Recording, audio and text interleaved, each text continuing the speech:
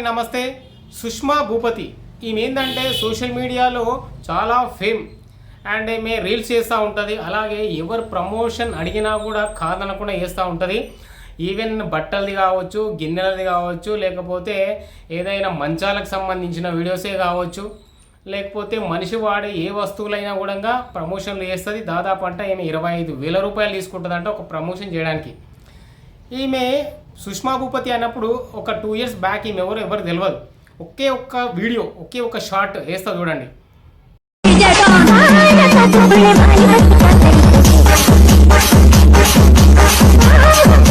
ఈమె ఈ ఒక్క డాన్స్ చేసి ఒక్కసారిగా ఏమో ఫేమస్ అయింది. అప్పుడు మాత్రం సాంప్రదాయ పద్ధతిగా చీరలో డాన్స్ చేసింది. ఒక్కసారిగా అయితే ఈమెకి నైటే ఓవర్ స్టార్ అయిపోయింది అన్నట్టు ఈమె సోషల్ మీడియాలో. సో ఫాలోవర్స్ కూడా ఇన్స్టాగ్రామ్లో చూసుకుంటే దాదాపు 7,70,000 ఉన్నారు ఈమెకి. సో ఎటు చూసుకున్నా కూడా డబ్బే. అక్కడ ఫేస్బుక్లో కానీ దీంట్లో కానీ మంచి సంపాదిస్తుంది. ఈమె మంచి ల్యాక్స్లో ఎర్న్ చేస్తుంది, లక్షలు సంపాదిస్తుంది. ఓవరాల్గా చూసుకుంటున్నట్టు ఈమె ₹1 కోటి సంపాదించిందని చెప్పేసి కూడా టాక్ అయితే నడుస్తుంది. ఇంకెక్కువనే సంపాదించి ఉండొచ్చు. సో అండ్ ఈమె ప్రమోషన్ చేసేటప్పుడు ఇంకొక అతను కూడా వస్తాడు, లడ్డుగా ఉంటాడు ఆయన. ఇద్దరు కలిసి ఎక్కువ ప్రమోషన్లు చేస్తూ ఉంటారు. సో దీనిలో భాగంగా ఇది ఏమైందంటే హెచ్సియుకి సంబంధించిన భూముల ఇష్యూ నడుస్తూనే ఉంది కదా. 400 ఎకరాలు. అరే 400 ఎకరాలు నిజంగా వీటిని ఐటీ అంటే డెవలప్మెంట్ పేరుతోటి దీని అంతా ఐటీగా లేకపోతే వేరే రియల్ ఎస్టేట్కో లేకపోతే డెవలప్మెంట్ అని చెప్పేసి ఏదైనా వేస్తారేమో. అడవి కాస్త అడవి లేకుండా పోతుంది. ఇంకా డెవలప్మెంట్ అంటే ఏం లేదు, ఇంకా అడవి లేకుండా పోతుంది. తర్వాత బిల్డింగ్స్ ఇంకోటి వస్తే అక్కడున్న జంతువులు, ఏ జంతువులైనా తీసుకోండి, ఇంకా జీవరాశులు అనేటివి చాలా ఉన్నాయి అక్కడ. మనం కొన్ని వీడియోలు కూడా బయటకు వచ్చేసి వైరల్ అవుతున్నాయి. జింకలు, అసలు ముఖ్యంగా జింకలు చూసిన నేను, నెమళ్ళు, అవన్నీ బయటకు వస్తున్నాయి. ఆ 100 ఎకరాలను అయితే సాఫ్ చేశారు కదా, బయటకు వచ్చేసినాయి. అవి అరుస్తూ ఉన్నాయి అసలు. అలాగే తాబేళ్ళు, పాములు, ఏవో రకరకాల జంతువులు అయితే నిజంగా అక్కడ ఉన్నాయి. అంటే ఏంటంటే మనుషులతో పాటు కూడా అవి బతికితేనే మనిషికి మనుగడ ఉంటుంది. అంతేగాని అవి లేకుండానే పోవాలి మొత్తమే అంటే మనిషికి మనుగడ అనేది ముందు అయితే ఉండదు. అందుకే భూకంపాలు వస్తాయి, అతివృష్టి అనేది వచ్చిందంటే ఏమైనా జరుగుతుంది అన్నట్టు ఈ సృష్టికి, మానవ సృష్టికి. సో ఇది ఏంటంటే గచ్చిబౌలిలో ఉన్న ఈ హెచ్సియు 400 ఎకరాల్లో ఉన్న ఈ భూములు మాయమైపోతే మాత్రం ప్రమాదంలో పడతాయని చెప్పేసి పెద్ద వాళ్ళు కూడా ట్వీట్ చేస్తున్నారు. ఇది ఏమైందంటే ఇండియాలోనే పెద్ద యూట్యూబర్స్ కానీ, తర్వాత జాన్ అబ్రామ్, కొంతమంది స్టార్స్ కూడా వేడుకుంటున్నారు కాంగ్రెస్ గవర్నమెంట్ని. వద్దు సార్, దాన్ని జోలికి వెళ్ళకండి, అది మంచిగా అంటే అది హైదరాబాద్ నడిపోతున్నా ఉంది. రేపటి రోజు పాపులేషన్ పెరిగిపోతూ ఉంటే పర్యావరణం అనేది లేకుండా పోతుంది, అది ఉంటే ఇంకా ఆక్సిజన్ అనేది బాగా వస్తుంది అని చెప్పేసి కూడా రకరకాలుగా కూడా విజ్ఞప్తి అయితే చేస్తున్నారు. సో ఓవరాల్ చూసుకుంటే ఏంటంటే సుప్రీంకోర్టు, హైకోర్టు అయితే స్టే ఇచ్చారు, దాని జోలికి వెళ్ళొద్దు అని చెప్పేసి అయితే అదైతే 7th వరకు. అండ్ ఒకటి ఈ సుష్మా భూపతి గురించి మనం ఏం మాట్లాడుతున్నాం అంటే ఈమె నిన్న ఒక వీడియో పోస్ట్ చేసింది, అది ఒక్కసారిగా వైరల్ అయింది. ఈమె 10,000 రూపాయలు, 20,000 రూపాయలు తీసుకొని ప్రమోషన్లు చేస్తూ ఉంటుంది అన్నట్టు ఇవన్నిటిని. అయితే ఈమెకి మరి ఎవరో తెలియదు, కాంగ్రెస్ కార్యకర్త అంట, డబ్బులు ఇచ్చేస్తే ప్రమోషన్ చేయించండి. ఏమని అంటే ఈ హెచ్సియు భూములు ఏవైతే ఉన్నాయో అవి హెచ్సియుకి సంబంధించినవి కావు, ఇది గవర్నమెంట్కి సంబంధించినవి.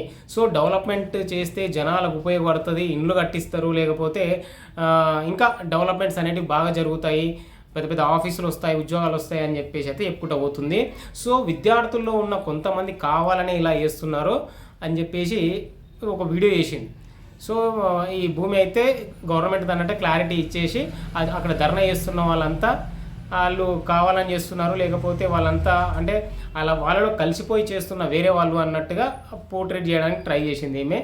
సో ఒక్కసారిగా నిజంగా అందరు షాక్ అసలు. ఎందుకు అంటే ఒకవైపు ఏమో అందరు సపోర్ట్ చేస్తూ ఉంటే ఇలాంటి వాళ్ళు వచ్చి నిజంగా ఇంతగా ఇంకా అంటే డబ్బులు తీసుకొని చేయడం కరెక్టా?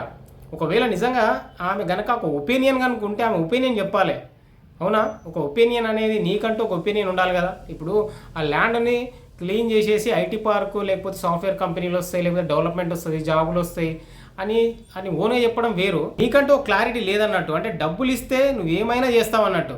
ఇదేనా అసలు? డబ్బులు ఇస్తే ఏ ప్రమోషన్ అయినా చేస్తావా, ఏ గడ్డి అయినా తింటావా? ₹1 కోటి సంపాదించావంట, మరి ఏంటిది పరిస్థితి?